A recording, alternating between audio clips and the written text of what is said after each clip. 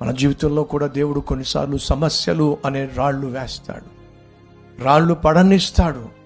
ఎందుకో తెలుసా? నిన్నేదో ముంచేయడానికి కాదు సహోదరి సహోదరుడా. ఈరోజు నువ్వు కలిగి ఉన్న సమస్యను, ఈరోజు నువ్వు కలిగి ఉన్నటువంటి కష్టాలు, ఈరోజు నువ్వు కలిగి ఉన్నటువంటి వ్యాధి బాధలు నిన్నేదో నాశనం చేయడానికో, నష్టపరచడానికో, నరకానికి ఈడ్చుకుని వెళ్ళడానికో కాదో దేవుడు అనుమతిస్తుంది. మరి ఎందుకో?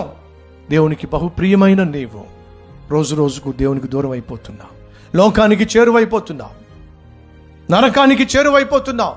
నిన్ను ప్రాణంగా ఆయన ప్రేమించాడు కాబట్టి కొన్ని సమస్యలను ఆయన నీకు అనుమతిస్తున్నాడు నీ జీవితంలో. ఎందుకో తెలుసా? తనకు నువ్వు దగ్గరగా చేరతావని, దినదినము దగ్గరగా చేరతావని. అర్థం చేసుకోక దేవుణ్ణి అపార్థం చేసుకుంటూ అనేక సందర్భాల్లో ఆవేశపడిపోతున్నావు, ఆగ్రహానికి లోనవుతున్నావు, దేవుని సన్నిధిలో అరిచేస్తున్నావు.